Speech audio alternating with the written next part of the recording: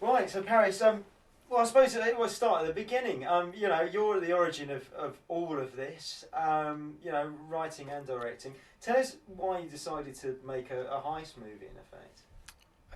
I think it was not really a kind of decision that I made alone. I'd written the treatment for this story 4 years ago, and having worked on the previous two films co-producing with Nick O'Hagan, was looking for something that I could shoot at a low budget.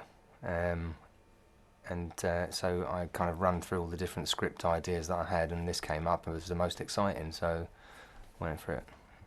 Now, were there sort of influences that you had in mind when you sat down to write it? Obviously, it's such a well-versed genre. You know, we're all quite familiar with the genre, and I imagine you'd want to get away to to a certain extent from those influences. But inevitably, you know, we're all masters to slaves to the influences that you know we. To be honest, I mean, there was a lot of talk of Italian Job and Ocean's 11, but that wasn't me talking. That was mainly other people. I kind of see Daylight Robbery as a heist movie, but a human story at the same time. So for me, it's a little bit different to every other heist movie. There are kind of like, you know, because it is a heist, the nature of the heist movie, people say straight away Italian Job or Ocean's 11 or, you know, whatever, but not really. I wasn't kind of going down the lines of any other film that had influenced me. I didn't have time to be honest. Well, you say, you know, it is a human story. So, I mean, talk us through some of the characters that you've sort of populated your script with. Well, mainly, what I've done as, I suppose what's influenced each character's development have been people that I know. And it's always easier to write characters when you know somebody that you're going to give a likeness to. So without giving any names, I suppose keeping it simple, it's like, you know, there are friends of mine out there and acquaintances that are the characters. And tell us a bit about the structure, because we've got, in a way, I mean, the way I read it, we've got sort of two schools, really. Two schools of gangster or, you know, criminal, if you like. Just explain that for us, you know, maybe the two sort of worlds. Do you mean like, you know, with kind of the gangers are kind of... yeah, exactly. I mean, I don't know if that's well, how you... again, I don't look at it like that. I mean, each one of the characters, I've kind of tried to make an individual. Jay is the youngest member of the gang, likes to smoke dope, and he is kind of like the epitome of all the youth of today. He talks that way, and there's a kind of a generation or two that I've watched on the buses and tubes when I've been travelling around London. I've experienced with my nephews, my nieces, and my daughter Zoe. Some of her friends that they'd speak the same way that Jay does, which I've kind of called a hip-hop style, but I'm not sure that it is a hip-hop style. It's just a generation. So there's Jay. He's quite gullible, naive, bit of a dope head. He is included in the gang because he is Alex's nephew, and that's backstory-wise. So although the rest of the gang kind of like get upset with his fumbling, there's not much they can do about it because Alex is the head of the gang. He's an old school kind of criminal, a bit of a gambler, takes a lot of chances in life, and therefore, you know, has kind of plotted with his right-hand man Norman to, you know, carry out this robbery. Matty has been, you know, brought in as part of... They're all a football crowd, so they've met through football, I should say that. Matty's part in it is that he's a labourer. He can, like, you know, drill, fix, build, dig. You know, he can do everything that's physical. But he can't keep a job. He's that kind of character that will do everything. Jack of all trades, but a master of none. And he feels that he's always owed something, which is what builds the friction between himself and Norman. Norman, I suppose, like, you know, he would be a successful kind of leader of this gang had he not got this problem with claustrophobia, which is quite ironic because he is the person that has designed the tunnels, and not really taken into consideration that he's going to have to go through there at some point himself. And you see as the film develops that he avoids it at all costs. It's something that, you know, slowly, you know, as we go through the story, terrifies him more and more. and then he's unlucky enough to come a cropper at the end, almost. The lucky character, he's the happy kind of mediator. He's always looked for a break in life and never managed to get it. He's never had financial security or financial support from anywhere, and originates from a kind of Jamaican family background. There's kind of like, I wouldn't say there's a racist kind of element running through the story, because there isn't, but you know, it's a bit of a stigma, maybe you could say. He's not been able to get a loan because he is a black guy from, you know, Jamaican origin and lives in this, you know, in England, let's say. And so his motivation is like, you know, I'm just going to get the money and do what I want. He's not necessarily going to continue a life of crime after this. It's just a one-job fix for him. And then you've got Terry. Terry has been in and out of jail most of his life. Has never had a long-term relationship or even a relationship to talk of when it comes to, you know, women. He's Norman's right-hand man and loyal to the end. He'll, like, you know, do anything that Norman asks of him. He'll like, you know, he's physically strong. He's like, you know, spent his whole life around guys and in a 6x4 prison cell. So a tunnel, you know, as tight as it is no threat to Terry. In fact, there isn't much that does threaten Terry. He can just like keep going and going and going and doing what he's told, because he's got used to taking orders. He respects Alex as well, because he's the leader of the gang, and so, you know, he just does what he has to do.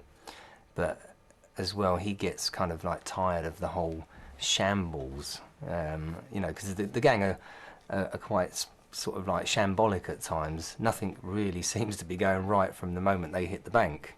It's a well-planned heist, but just doesn't go according to plan. As all the best heists, you know, there has to be has to be something that goes badly wrong. Yeah.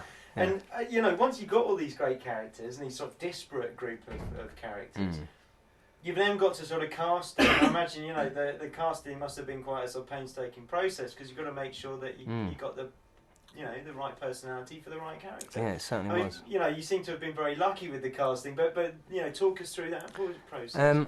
I feel very lucky, actually, to have landed the cast that I have. The casting process was sort of spread over 4 weeks, and I had Urvashi Shand and her husband Rohan Shand, who are partners in Cinecraft. Great casting agency, I have to mention. And they just worked their socks off for me. I saw just over 300 actors and actresses, and it was quite an experience. I mean, most of the actors that I saw didn't quite fit the criteria, and which is always the case when you're casting. But as the process sort of, you know, slowly continued, I was like finding people that I liked, you know, potential cast for the characters. But then the guys that are cast, some of them were recalled to do second readings, and you know, there was also some third readings that took place, because I wanted to know for sure that they could deliver a consistent character throughout. Again, because of the 23-day shoot schedule, there wasn't going to be a huge amount of time for me to, like, you know, keep putting the squeeze on everybody, like when we're on set, especially when you've got all 7 characters, like, you know, on set together. I mean, it's achievable, you know, once you've blocked it through, but then, like, you know, you've really got to move on. You've got to be motoring all the time, and I wanted the guys, the actors that were cast, to possess the characters, so that when they did arrive on set, as long as they were understanding the script, it would make life a little bit easier on me to place them, block them, and then, like, you know, rehearse a little bit and say, okay, like a little bit of a tweak of this and that, and then go for takes. Well, that's it. I mean, you know, I suppose you have to make sure that the dynamic that exists in your cast, that, you know, we see some of that, you know, those bonds or that friction, however it works on the screen. You know, we are going to follow these guys through your whole film. We have to connect with them. I suppose. I'm sorry. Can I just actually just have a quick word, just the door with the door going, just for audio. Sure. That's right. Well, actually, let's just concentrate on, you know, some of the sort of better known faces in your cast. I mean, like, you know, Vaz we've seen, you know, happily quite a lot of, you know, over the years, and you know, he's really sort of made his place as a sort of character actor. Sure. In especially British independent films. I mean, was that a natural bit of casting for you? I mean, well, I mean, I've actually spoken to Vass about this. When I named the character Lucky, let me backtrack a bit. When I wrote the script, I had Vass Blackwood in mind to play the character of Lucky, and he was the first person that had read the script and came back and said that he wanted to do it. So I kind of said that there was an irony there, because I'd named the character Lucky, and I was lucky enough to land Vass on the first reading. But he was the only person in the cast that, you know, was kind of in my mind as I was writing the script. Of course, when we got into the casting process, Leo Gregory, for instance, was somebody that I wanted to see for Matty as soon as I could, if he was up for playing the role of Matty. And that was interesting because he came to the casting and said, I want to play this, I don't care about the money. He'd read the script, and he said, I'll do it free. And I said, well, I'm not sure your agent would say the same, but you know, it's great that you feel that way. And the same with Jeff. He came to the first meeting and said, like, you know, I'll do it if you want me. He liked the script as well, so it was kind of quite good, because most of the actors that did come along had been impressed by the script and had wanted to do the job. So we didn't have, you know, maybe one or two that, you know, couldn't care less, but we didn't have many that couldn't care less. They were all into the script quite heavily, so I think that made my life a little bit easier, because I was meeting actors that really wanted to work, and they really wanted to work with this project. So I was, in some ways, spoilt for choice. Now, if you were lucky with the casting, I think certainly, you know, in some cases you've been very lucky with the locations as well. I mean, think of the bank. I mean, you know, I was saying to Nick, looking at the little promo reel he put together, I said, God, it bloody looks like a bank, that. It looks like the real deal. And he said, well, that's because it is. You know, I mean, tell us about working in that location, the kind of what it offered you, and you know. Well, initially that wasn't the location that I wanted. There was another bank in Cardiff, but it didn't quite work out. And again, luckily enough, it didn't work out, because the bank in Cheapside was a much nicer location. That was something that a friend of mine who was working as a location manager had offered up right at the beginning when I was looking for a bank. And so once the Cardiff fell through, I went back and looked at that on the internet. I thought, oh great, you know, wish I'd have looked at it earlier. It wasn't that easy using that bank, because there were plenty of difficulties and lots of restrictions, because we were shooting in the centre of the city of London. But visually, I'd say it was, like, you know, stunning. And the art department and production designer, Will Field and Alistair Mackay, have done a great job. I mean, they've done a great job throughout. They've really worked hard, and they've been pressed by me, I'd say. I've not given anyone really an easy time on this, because I'm so specific about, you know, my requirements. But they've met them, so I don't have many complaints at the moment. And they must have done their work on the tunnels, you know. They've practically sort of, you know, built real tunnels from scratch, it seems. Yeah. I mean, tell us that, you know, a lot of the drama is created in that sort of space. I mean, what are the logistics of shooting in that cramped sort of environment?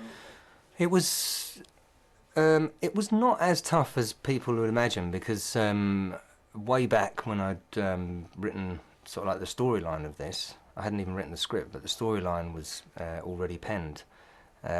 We were coming into sort of like a post-production of another film, and Milton Cam, the DOP, was still in London. Will Field was the designer on that feature as well. And we sat down at the end and sort of sketched a few kind of tunnel designs. And we were trying then to work out how we get cameras in and out of the space. And there were lots of ideas sort of thrown around the table by the three of us.